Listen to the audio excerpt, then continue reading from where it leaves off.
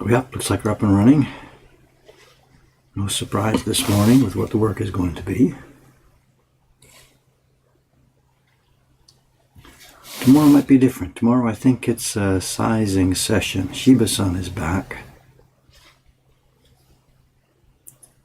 Those of you who saw the Saturday stream a couple of weeks ago, our young designer, carver, printer Shiba-san and I did some sizing upstairs on a batch of, I think, about 30 sheets of paper. I can't remember what she had.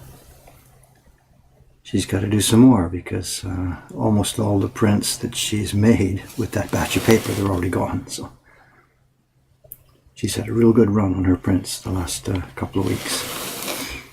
So I think that's tomorrow's stream. She and I will be upstairs sizing again. She's not quite ready to do it by herself yet.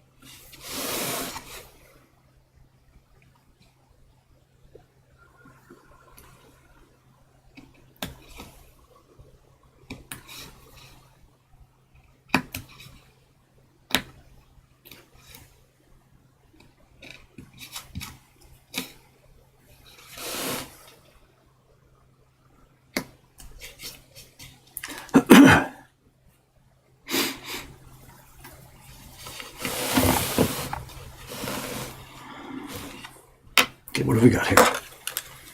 Just good mornings, I guess, so far, right? Good mornings and good evenings.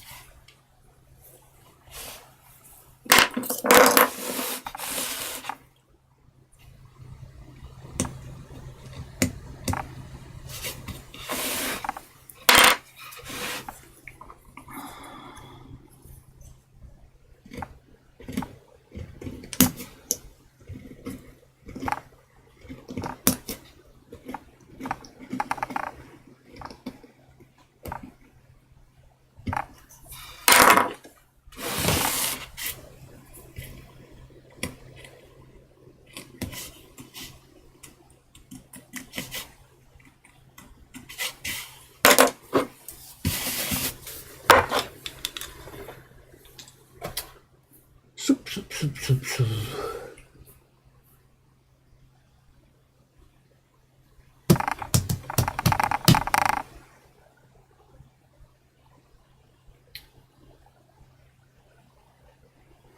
the question about presentation of prints?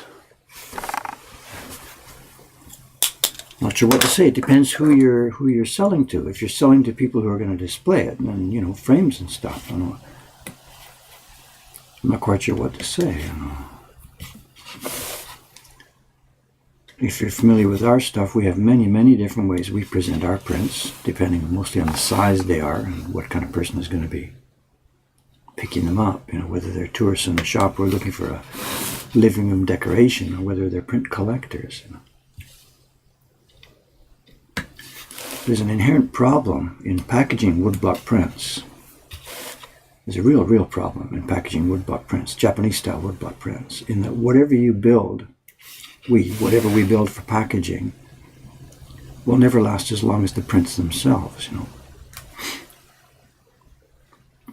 One of the print sets we're putting out now, the Yokai series we did last year, we didn't prepare specific packaging for it. We sent the prints out to people in a clear file, stationary item.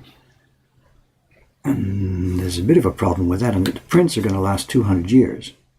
But the clear file is made of, plastic compounds. It's going to last maybe 10, maybe 15 years before it starts to break down.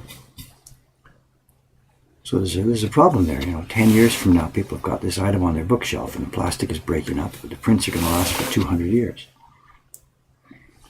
But no matter what I do, I still have the same problem. There's nothing I can prepare for the prints that's going to last as long as the prints themselves. I have this problem with my own print collection. I have stuff from Meiji era, Showa, Taisho, stuff that was made at all different times over the past 100, 150 years. And the raw prints are okay, prints that have come down in raw form. But any of the prints that were prepared in packaging, and this is like the stuff through the Showa era, the packaging is now decaying. And some of them, the packaging is decayed to the point where it's hurting the prints. It's not acid-free paper and things like that. So when we scoop prints here from the auction or dealer sales, one of the first jobs we have to do is take it out of the old packaging so that it doesn't decay anymore.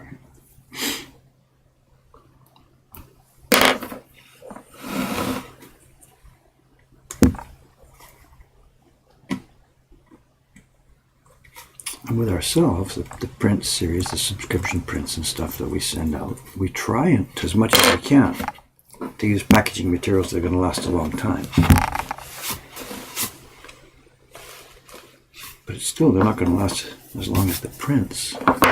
There's a real problem in packaging woodblock print. We're proud that they last 200 years plus, more. But how do you package it, preserve it?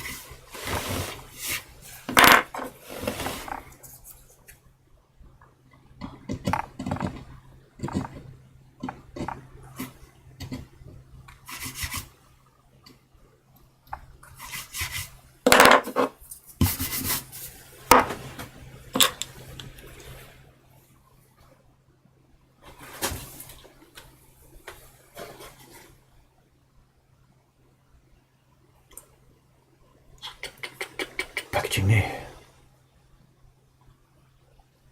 How do I manage my perfectionism while carving? It depends on the job that we're doing here. This job right now, this is an adaptation of a print for our print party room. It's going to be printed very roughly by beginners who don't know what they're doing. And the print that's going to turn out from this print party room, it's a print that has an effect. As they hold it up, it will look like the Great Wave print.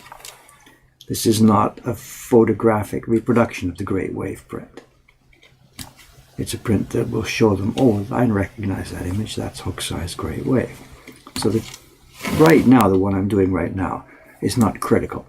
If I was carving here and boop, if I knocked off one of these wave shapes, I would just keep going because it doesn't matter at all within the scope of this job. It's not that I'm going to be careless and say, oh, Shogun, I don't care, the customers will never notice. That's not the point. The point is within the framework of the job at hand, how exact do you have to be? The lines I'm carving here right now were drawn not by Hokusai, but by our young girl, Kaori-san. She adapted the print and sketched some lines. Chup, chup, chup, chup, chup, chup, chup. So on this job that I'm doing today, if I chip one of these lines, it's going to stay. I'm just going to work around it. I would just shave the ends of the chip and make it look like it was a bit more natural. I wouldn't care. But on a different kind of job, a more delicate reproduction, or something, a woman's face, like the octopus print, whatever. If I made a chip on the face of that woman in the octopus print, or chipped out one of the hairs, I'd fix it. Of course, you put a plug in and you fix it, because it's critically important to the job, to enjoying the finished print. So within those two, actually there's one more too. I wrote about it in my blog years and years and years ago. I was carving one of the reproductions of an older print to put into my Surimono albums. And this is a job that I've chosen for myself. Nobody's given it to me. It's my publication, my choosing, my selection, my everything. So nobody knows what's going on but me. Nobody knows what was right or wrong but me. And I'm carving a tree in the picture, and there's a bunch of leaves and stuff like that. And I made a mistake, and I chipped off one of the things that was a batch of leaves. And you sort of got a decision make to yourself there. Look, it's a tree, it's a bunch of leaves. Nobody on this planet would ever notice that. Just chip it out, clean it up, move along. In the finished print, there would be, a little tiny bit of leaves that would be missing, which nobody would ever notice.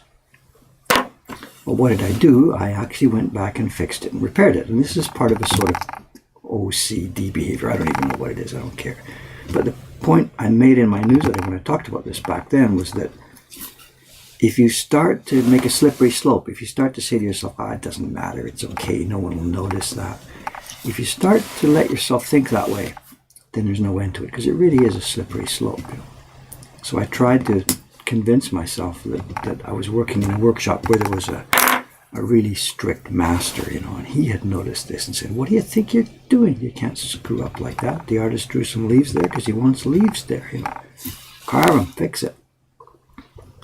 So in among this joke that I was imagining a strict master was watching me, I went ahead and fixed it.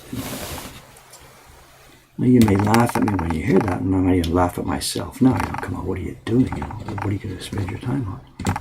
But I think the point of view is important. You have to try and set your standards and stick to them. I'm not trying to be pretentious about it, but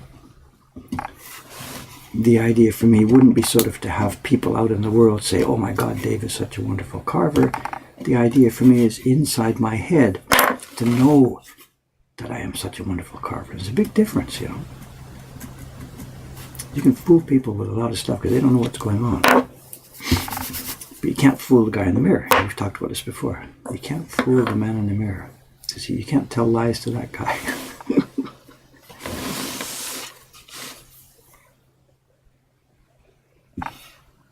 So I don't know if that's quite the question you were asking, but sometimes you fix it.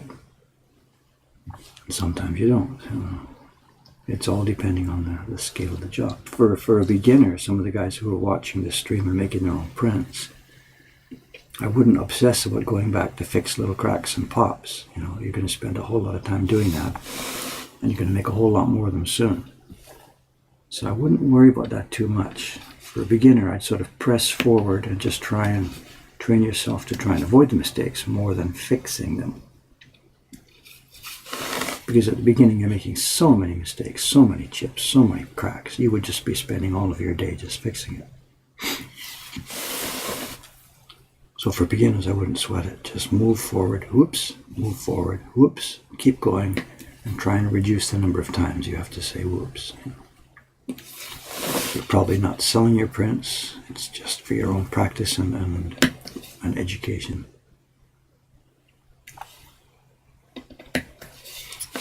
At some point, if you do start putting stuff into the market, yeah, you got to learn how to fix the repairs.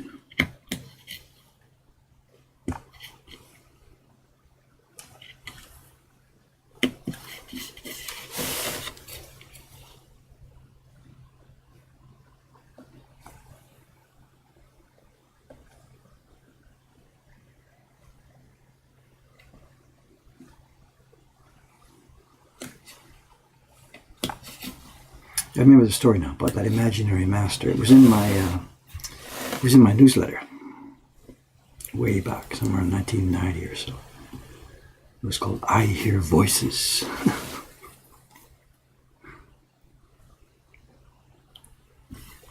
Imaginary voices in the workshop.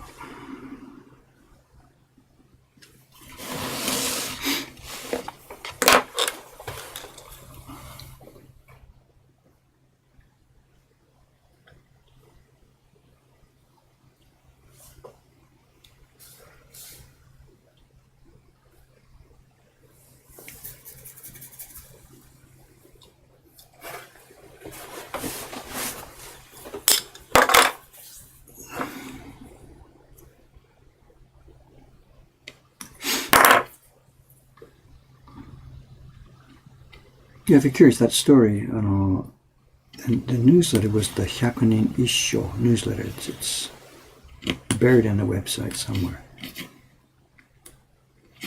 Actually, that's an interesting point. You know, that story about imagining there's a more experienced guy in the workshop. I gave a whole bunch of examples of that. And it really was something I was thinking of at the time, because that was the time when I hadn't actually had a chance to spend any time with other craftsmen. I think I probably met Matsaki-san the printer, but I never had any chance to spend time with a carver at that point. So I was really struggling around to try and, how can I get some assistance with this? How can I get help with this?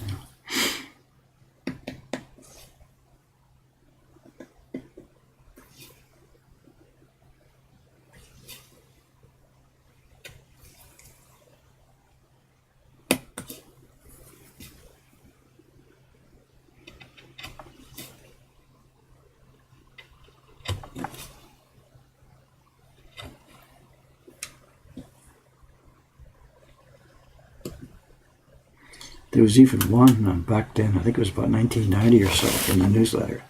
I wrote a whole story about visiting a traditional craft workshop. I put it in my Visit to a Craftsman series. That was funny, eh? I've been visiting a few craftsmen, like the guy who planed the blocks, and I think I've probably been to see Matsaki-san or something. But had very little chance to meet other people, so because I wasn't getting a chance to visit workshops, I wrote a story myself, imaginary, about visiting a workshop. But I didn't say in the newsletter that it was imaginary. I wrote about, climbing the stairs, there's the printers, there's the carvers, chatting with these guys, and I made it all up. It was basically the whole issue of one newsletter, like I think early 1990 or somewhere, 1991. And at the very end of it, I mentioned that, I didn't actually do this, that this was something I would like to do, and maybe, who knows, maybe one day I'll have a chance to do this. So the whole issue was imaginary, and I didn't say so at the beginning until I got to the end. And in years to come, as I met different subscribers or different people who had been following my work, and they'd mentioned that visit, and somebody even asked me, I'd like to go and see those people. Can you give me some advice on how I can phone them? And I had to tell that person, look, I'm sorry, actually, I made that up. And he's like, what? And I said, I told you, it's there at the end of the story. And he hadn't noticed that at the end it says it was imaginary. So you got to be careful when you start telling stories and saying things to people. Even though I myself, what's the word? I tell true stories. I tell stories about where I've been. You have to be careful if you start making things up, because people assume that also is true. So it's kind of a responsibility.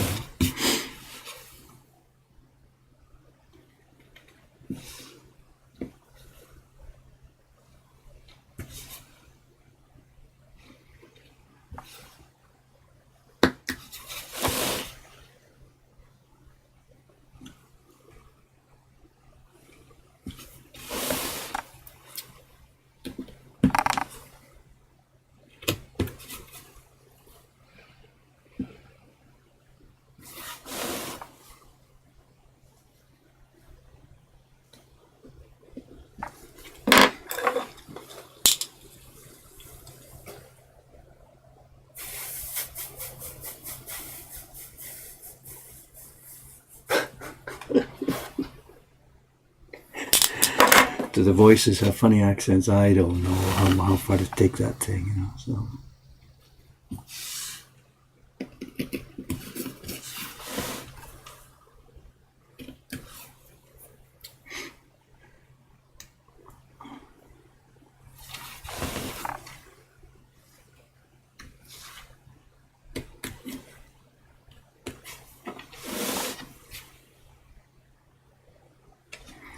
I did have one chance to visit a carver, actually before I moved to Japan. I came here twice on visits, 3 months and then another 3 months.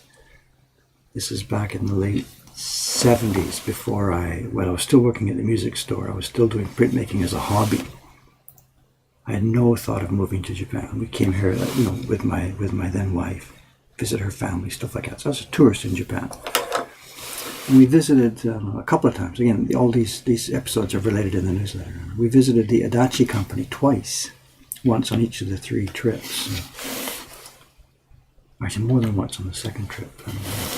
He let me go upstairs one day. He wouldn't let me in the printer's room. They were just too busy. But there was a young carver who had just started with the Adachi workshop like a few days before my visit.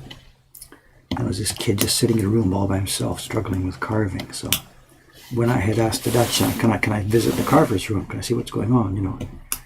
He just, whatever, up you go. And he put me into this room with a young carver who had just started work literally days before. The guy's name was Horimoto, Joshi Horimoto. We know each other now.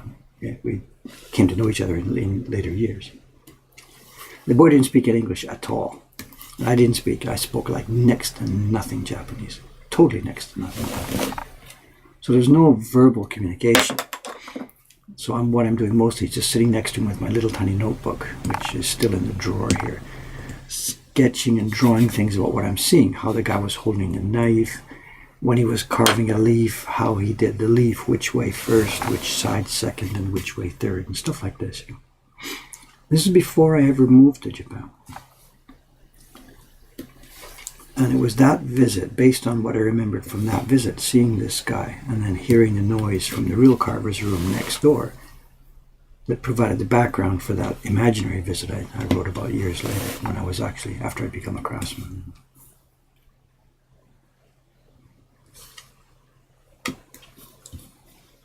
I made a pest of myself with Adachi, I tried to visit too many times. On that second visit, my wife and I, then we came for 3 months. It was before we had kids. We were here for 3 months, visit her parents, look around Japan, buy some prints. I said I tried to visit Adachi.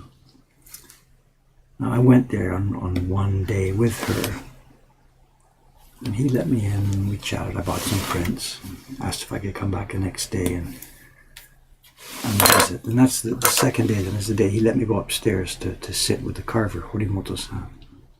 So whatever, I sat there for a couple of hours, went home. And then I've written about this before. I came back the next day thinking that I could go and perhaps sit in the printer's room, whatever. And he exploded, he absolutely exploded. What are you doing bothering us? We're busy. There's an exhibition coming up. What do you think we are? This is not a school.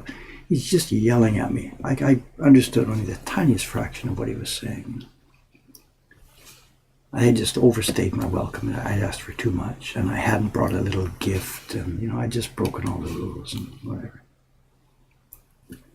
So he yells at me, and I'm sort of, what do I do? And he says, what's the number? You came here with your wife 3 days ago. Give me her phone number. Let's call her. So I phone her, pass the phone over to him, and he just takes her to pieces. What he must have been saying was, tell this guy something about the rules of Japan. He can't bother people. Tell him to be more polite. Just tell him to get out of here and don't bother us, And he hands the phone back to me, and she just says, look, Dave, just bow down and get the hell out of there as fast as you can. So I did, whatever I did. It was years before I ever met him again. When I met him again, it was after I'd been living here for more years. I'd had exhibitions. I'd been working as a printer, And I'd always just been too scared to go and see him because I had overstayed my welcome on those first visits. But no, he was friendly. He came to one of my exhibitions and says, you laughed about that day, He says, I just didn't realize how serious you were, and blah, blah, blah. He apologized to me, and I apologized to him, because I hadn't followed the visiting rules carefully enough, and whatever. So we became okay. We've never been buddies, but we became okay with each other. I'm not sure now, because it's a bit different now, because I'm now running a business that's in direct competition with his. His business is to hire carvers and printers and sell prints. And that's exactly what I'm doing, and he and I are now, you could say we're competitors, I don't know.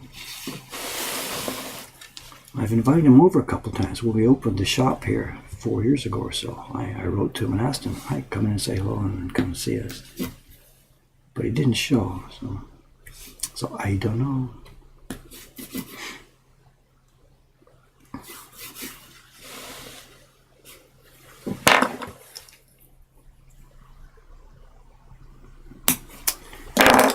He's getting to the end of life now, I guess. He's in his mid-80s. I've heard he's been in and out of hospital, and we'll see.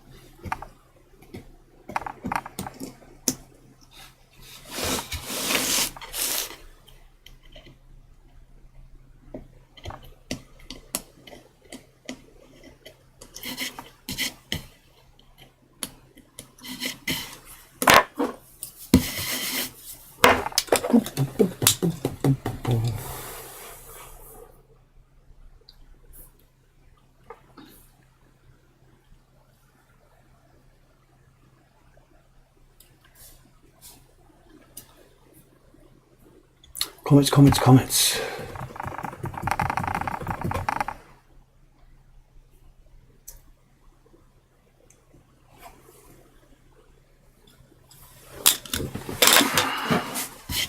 What was that? Color?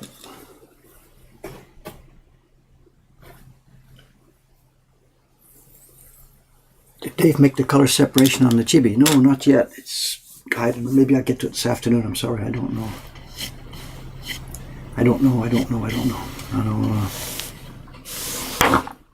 probably goes without saying, most of my days these days now are doing this carving for a few minutes each morning, and then once the thing hits at 9:30 to 10, the shop, the shop eats everything until about 6 o'clock at night. And we're now peak sakura season, and the shop is berserk. I mentioned before we're about 150% up from last year. Actually, it's more than that now. It's more than that. We're approaching right now the total visitor volume and sales volume that we had last year for April. We're approaching that already. So probably today or tomorrow we will hit last year's April total. And it's like the 6th today. So I have no idea. It's just, I don't even know what to say. We're staggering under the load. There was 4 of us here in the shop yesterday doing parties and shop helping the visitors. We just ran off our feet, just exhausted at the end of the day. So the evening I'm supposed to be doing things like those color separations or working downstairs on painting or something. And I did nothing yesterday evening. Nothing. Just sat and looked at the wall, had a beer, and just did nothing.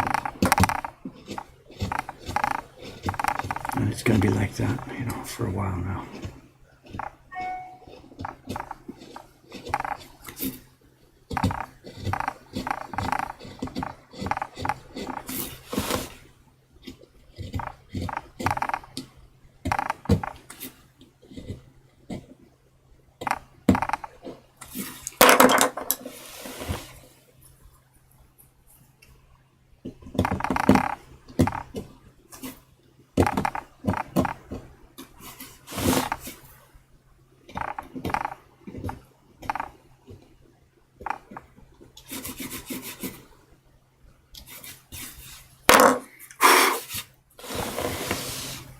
Okay, we're almost finished this little zone of waves here. Let's get this last little couple chopped out, and where should we go next? Let's see.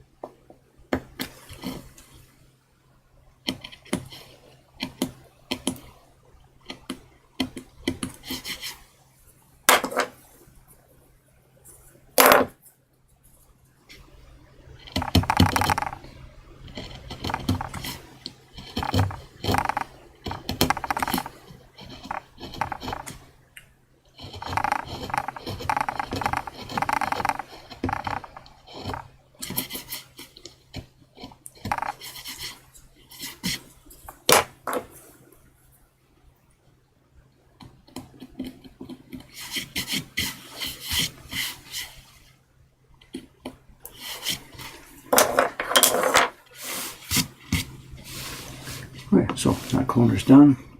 Let's head for this little boat. I've done 2 of the boats. We did the first one behind Mount Fuji, and the second one down the front of the print. Another boat that's buried in the wave itself, the one that's about to get crashed by the wave.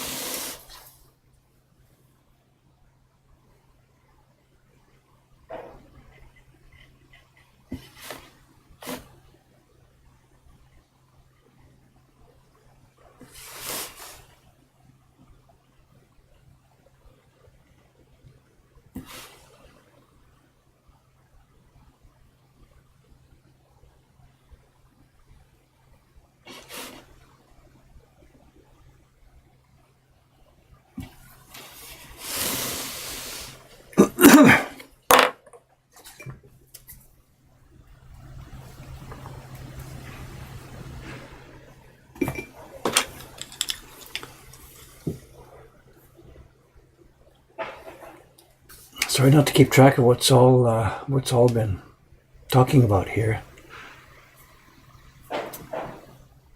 I'll try and catch up.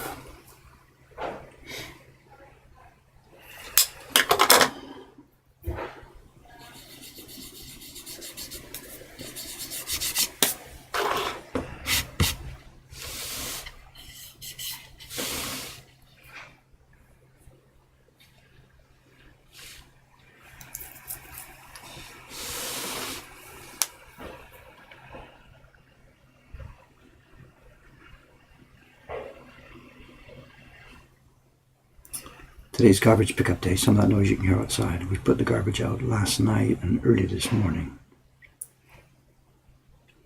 I think that's what we're hearing out there. It's Friday morning here. Well, I'm not sure. Garbage pickup. Oh, it starts at 8 o'clock. Yeah, that's what it is.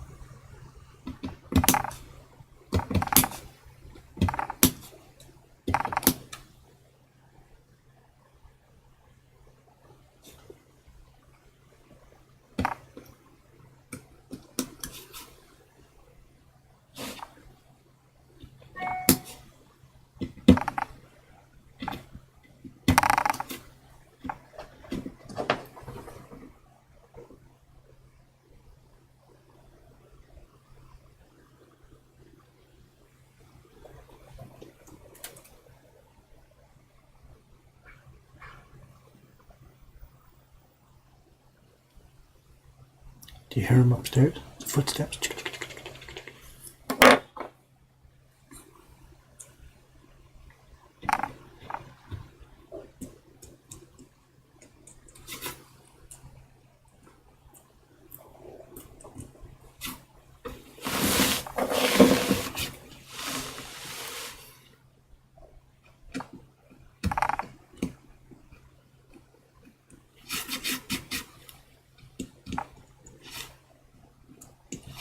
Okay, there's the bottom of the boat where it meets the water, the straw matting over the side of it.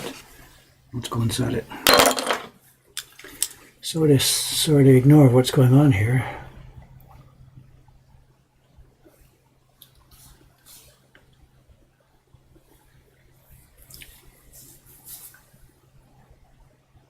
Oh, look at this, back and back and back. I can't, know. I'm sorry if I've missed questions and stuff. Do you always do the corners first? Most of the lines, we pop out the corners so that, I pop out the corners with this tool so that the next chisels have room to go inside. If you don't cut the corners out, these tools can't go right up to the corners. So the corners get popped out so that there's room to cut the bottom.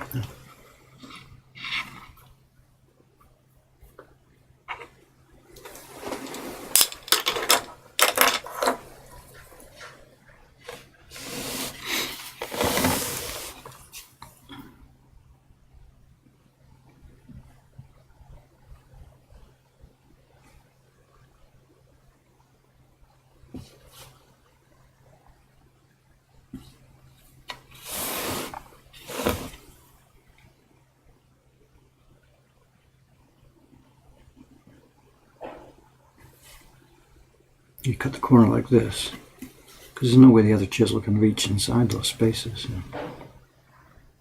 And some of the spaces, this one's small enough, probably it'll come out just with a knife. And some of the spaces are big enough they need the chisel inside later, so there's no specific rule.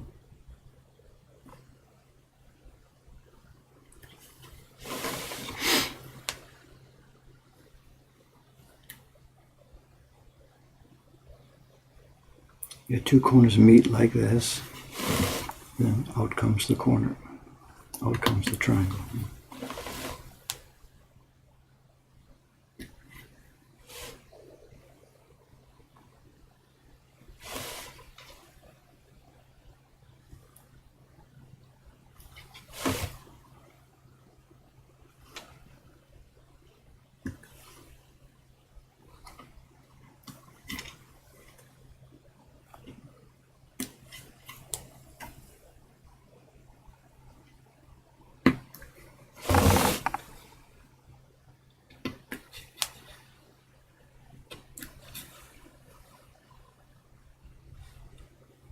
These are pretty fat lines she's drawn here. The original has much more delicate lines here, but we talked before when I was mentioned when we started this, I can't carve this one with really delicate lines.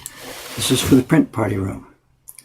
And if we have a division, between one color and another color, if the line between them is really thin, that's the way the print has to be registered. So you've got to get it in your corner marks exactly at that level of fineness. And this is going in the party room for beginners, and there's no way they can do that. And we're already now pushing the envelope here. These lines are somewhat less than a millimeter, which means the people making the print have to be registered somewhat less than a millimeter. And we also have to do the moisture control in the paper.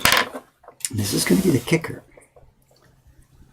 There's 5 impressions on this print, and we don't do it start to finish in the party room because the paper gets a bit too soggy in the middle, it gets a bit too dry on the outside. So what we're going to be doing is people will do 3 of the colors first, and then they get a coffee break while the staff members take the paper back and try and recover the moisture level. Because in the party room the paper ends up being too wet in the middle where the color went, and too dry around the outside because people are so slow at printing the paper dries out. So while the visitors get a coffee break, the staff tries to fix the paper, fix in terms of getting the moisture back to where it was when we all started. And this is critical because the paper shrinks and swells depending on how much water's in it. And this is why we don't run right to the end and ask people to do 5 colors, 1, 2, 3, 4, 5, because the paper has been drying out around the edges because they're slow, and it shrinks, and it doesn't fit the registration marks anymore. And again, to get back to the same point, the thinner the lines are in the print, the more critical that shrinkage is. The current print we're using, the Little Peach Boy story, the lines are really kind of fat. They're basically over 1 millimeter. And it means not just that the party attendees have a little bit of leeway about putting the paper in the corner. It means we as staff have a little bit of leeway about how much moisture is in the paper. And this one now we're carving now is going to reduce both of those. It's going to reduce that leeway. So this is going to be much more difficult to get a nice, good, clean, quote, perfect, unquote, result. And as I said before, I'm really not sure if this is going to work. It's an experiment. Once this block set's done, I know that I'll be able to take it into party room and make a nice print with it. But whether or not the visitors will be able to make a nice print with it is still an open question. We'll see.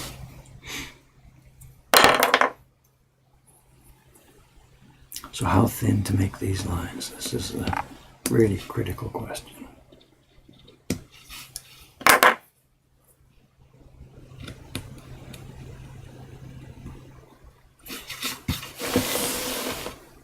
The staff here, they're saying, Dave, don't sweat it, don't worry about it. People are just going to be happy to do this. They're going to pick it up at the end of the row and say, wow, it looks like the Great Wave. They're not expecting a masterpiece, but I just want to push it a bit. I want them to pick up a print that they say, wow, that's not just a great wave, that's a good Great Wave. We'll see how it goes.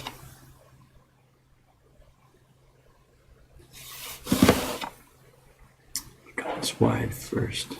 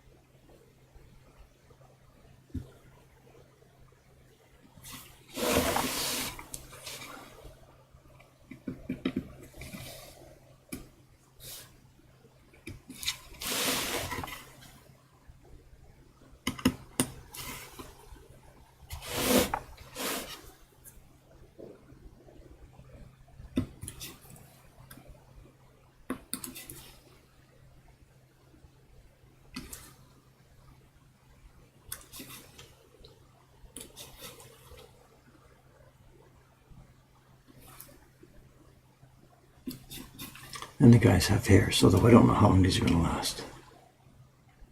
These party room blocks get pretty vigorous use, and these hairs are probably going to wear out pretty quickly. We'll see.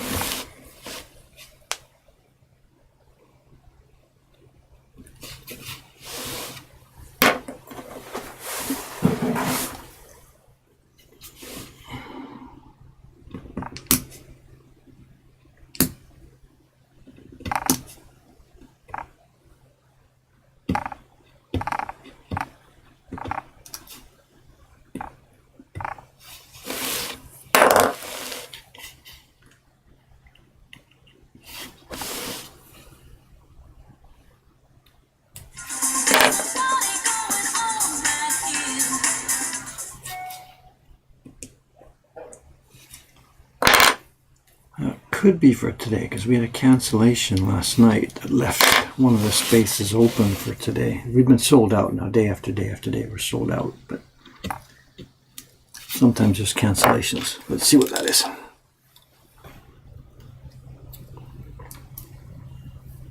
No, it's for June, no problem.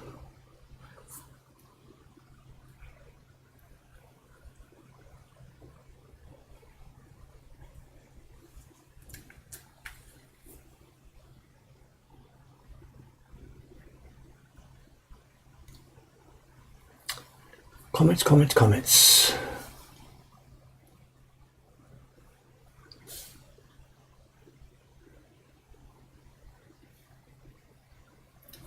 Comments, comments, comments. Still can't read them all. Sorry, guys.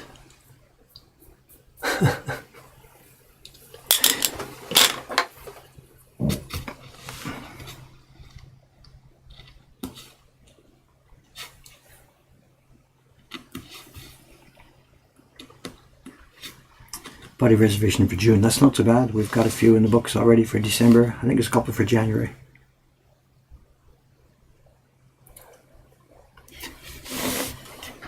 The faraway party reservations are mostly from travel companies. There's one company called Inside Japan. They do a really good job. I know they send a lot of people here, and they do it a really interesting way. I guess when you visit their website and get a tour with them or whatever, they set up stuff like not just hotels and transportation. They then ask you, what do you want to do while you're in Japan? What kind of stuff you're interested in doing? And they've got sort of a questionnaire, I guess, they send their customers. And the people answer the questionnaire, whether they want sporty stuff or arty stuff or whatever, how it goes. And then Inside Japan recommends stuff to them, among of which is our activity. And if they check it off, yeah, they'd like to do that, then the travel company fits it into the schedule. They check our reservation schedule, which they have access to. Then they fit it all in and they book it for the people. The travel company makes the reservation, books it. And then they send the people a kind of a booklet. It's all printed up, customized for them by the travel company. A little book that they follow day by day. They get out of the airplane and here's what you do. Here's where you go through customs. Here's where you get your bags. Here's where you find the train. They've included the train tickets and all that kind of stuff. And the people just follow this little booklet day by day by day. And there's free days or whatever. It's all arranged per the preferences of each traveler, whatever. And they get here and they come up the stairs. They've got the booklet open in their hands. That's how they found the place. So I've seen these. I've asked people, can you show me that? Can you see what it is? And they're really cool. The book goes page by page by page. 10 o'clock, show up at Mokohankan. Here's the map. Here's how to get on the train from your hotel, stuff like that. These are people who are, they would like a little more help with their traveling in a strange country.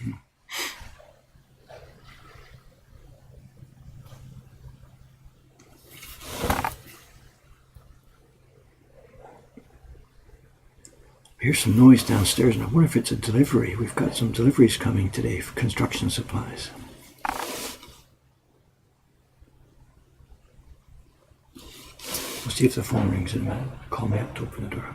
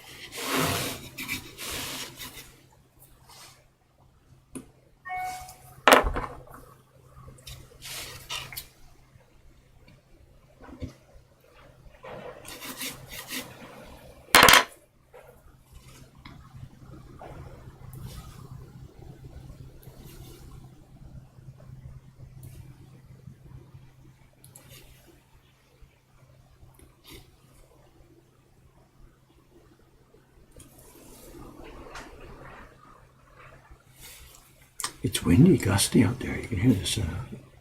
The restaurant next door has a loose panel on its roof, which is blowing in the wind, and that's what's shaking and making noise back and forth. All right, there's another little man. Not quite sure. Again, these are all going to be test printed and recut and nibbled out after testing.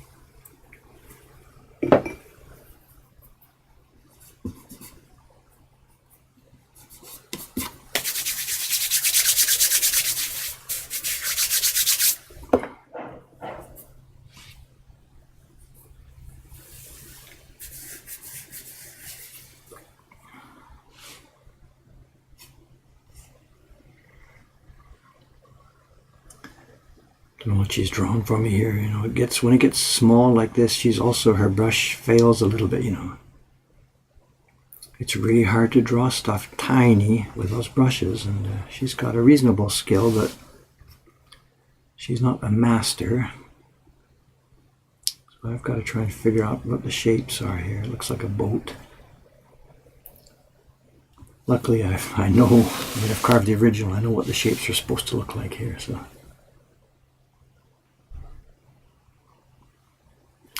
I can clean some of this up.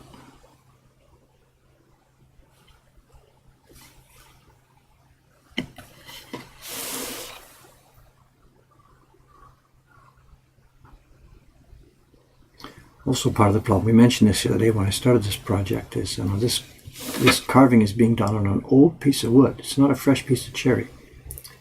This is the piece of wood that's been living for the past few years on the back of the Peach Boy print in the party room. It's the back side of the key block for the Peach Boy print. It's a nice, good, hard piece of cherry. So we haven't been able to source good, hard pieces recently, so I'm repurposing the back surface of the Peach Boy block. But it's been on a party bench. It's been exposed to air. It's had ink spilled on it. So it's really kind of dark and dirty. So it's difficult for me here to see some of these lines because the wood is not a clean, bright piece of wood, you know.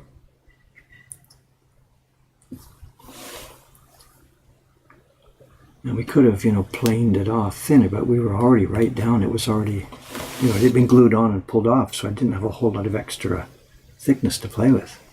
There's no room to plane it down anymore. So Places like this now, you can see the difference. The part that I've carved here comes up bright white. That's the fresh cherry wood from inside. The top surface is oxidized and dark.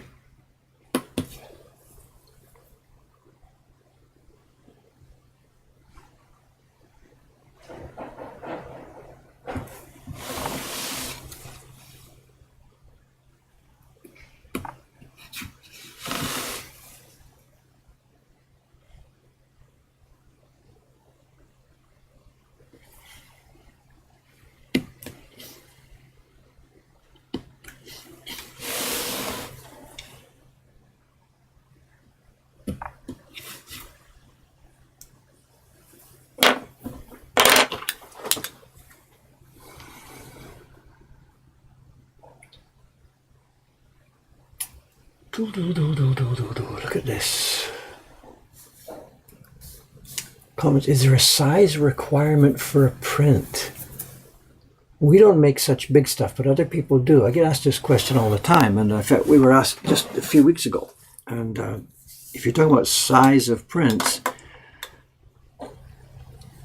there's no limiting factor, but in the Japanese tradition, the limiting factor becomes the fact that the paper has to be moist when it goes onto the blocks and gets rubbed.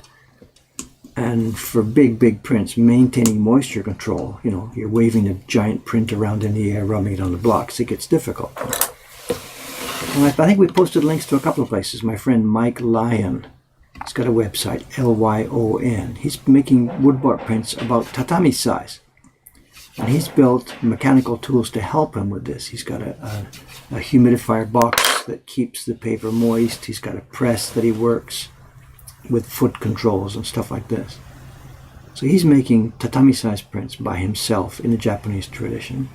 It's a huge accomplishment. He's doing some really fun stuff. It's easier in the Western tradition with oil-based inks because the paper doesn't have to be moist and the pigment doesn't dry out.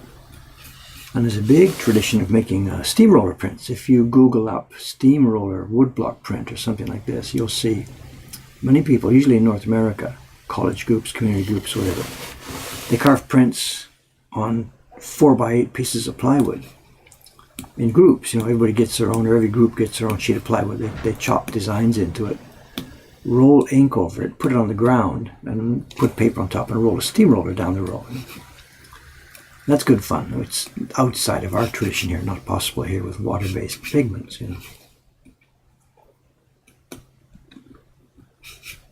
So we don't go for large. It's not our bag. We're going for smaller, more refined, what's the word, whatever. Small scale, delicate work is our forte here. So the largest I've personally made is a scroll print. I think somebody linked to it there in the chat. More of an experiment to see if I could do it.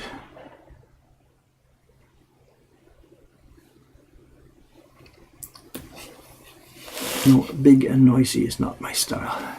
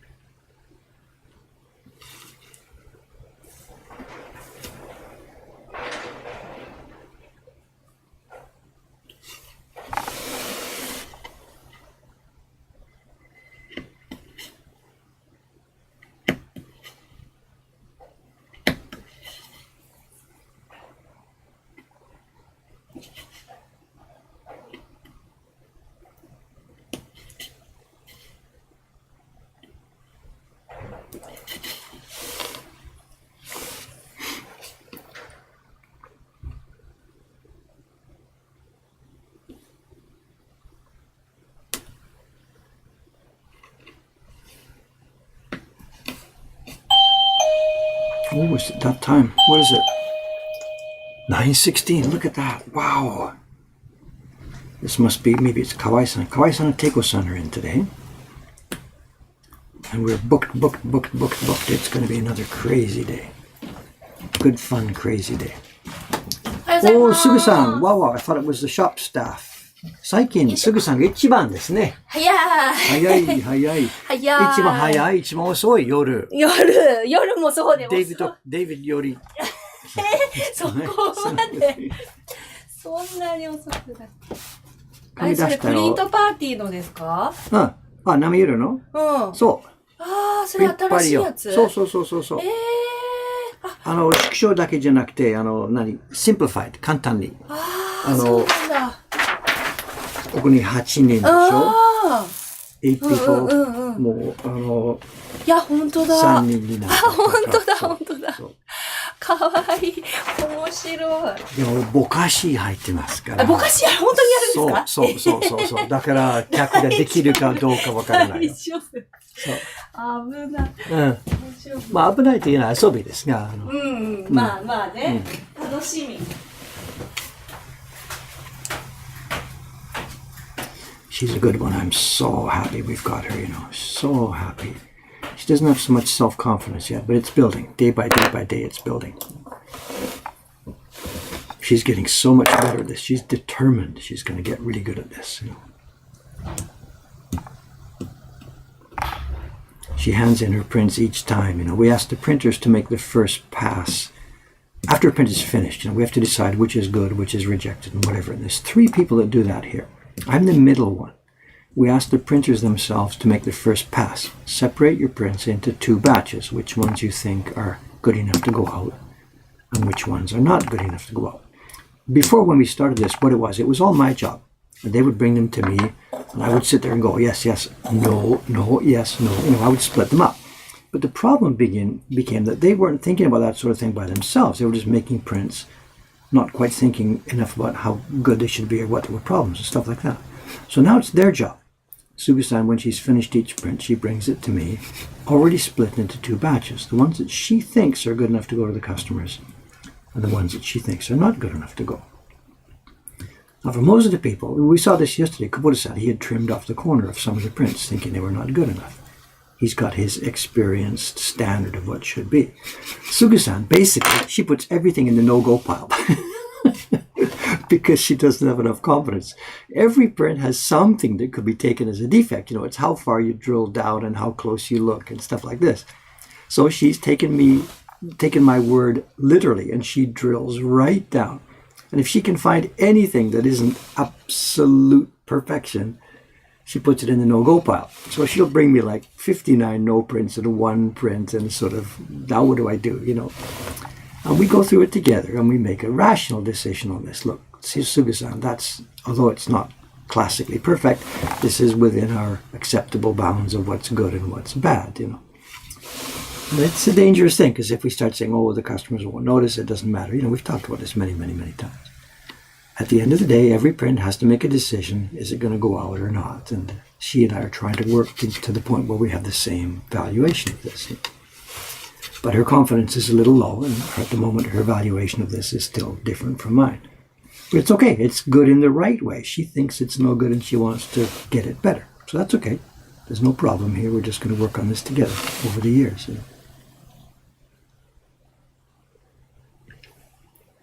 I'm very happy. She's improving so much, so quickly too.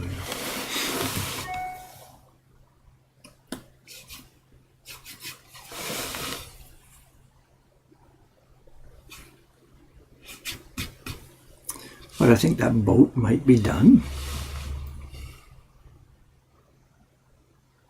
Well, I think that's part of the boat as well. That last line about it. This is the edge of the water, I think, here. Let's do this last line before we pack up for today. This is the edge of the water, so it's rough. Wiggle it.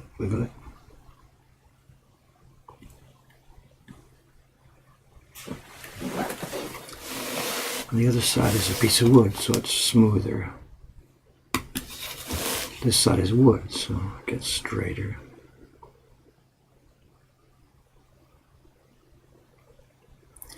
So we're getting the end of the stream here today. So what's happening? Today is Friday. There'll be a stream tomorrow, same time, same station. I guess probably I'll just be doing the same thing, although again, same qualifier as yesterday. Excuse me. If I have time, I'll do the color separations for the 2018 Patreon Chibi pair. So it could be that I'll be doing that work, or I'll be doing Patreon Chibi carving. I'm not sure. We'll see. For the next little while, this great wave print is going to be the standby work on my desk each day.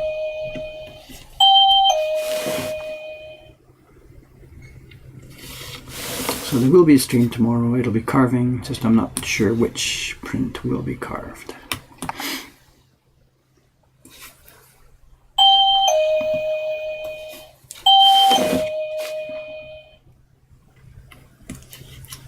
And that's either Kawai-san or Teiko-san. And they're going up and down the stairs, putting the flag out, getting the posters ready, putting the pamphlets into the rack out there.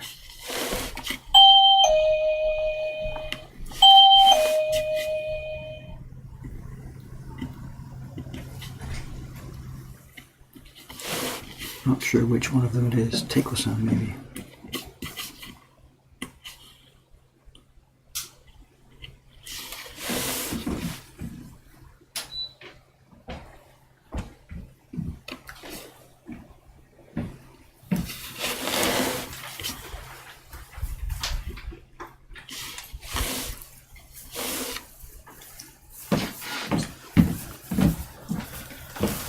Oh, it's Kawai-san. Good morning. Trying to guess who it is. 足の音でわからない。Teiko-sanか、Kawai-sanか。でもガサツの歩き。いや、Teiko-sanも結構ブーツ。あ、そうなんそう。彼女もブーツですね。さっき杉さん入ったんですが、静かな足音。Teiko-sanもブーツ。普通のスニーカーつけたま歩き歩き。そう。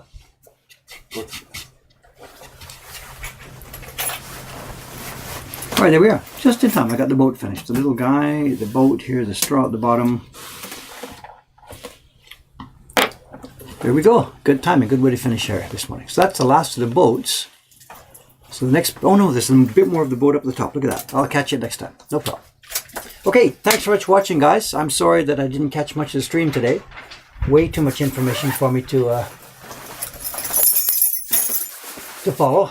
What do we got a couple here? How did Cameron's family do the print? Just his mother. Cameron's mother was here. Nobody else. Oh, his wife who lives here, of course.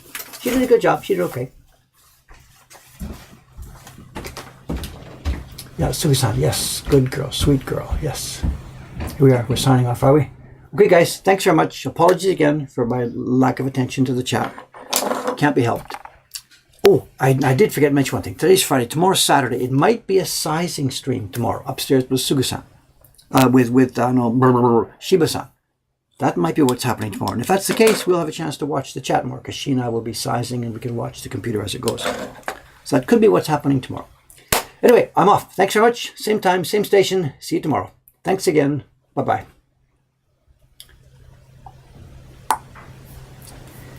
Copy the chat one last time. And then, oh, there we go. Stop streaming. Thanks very much, guys.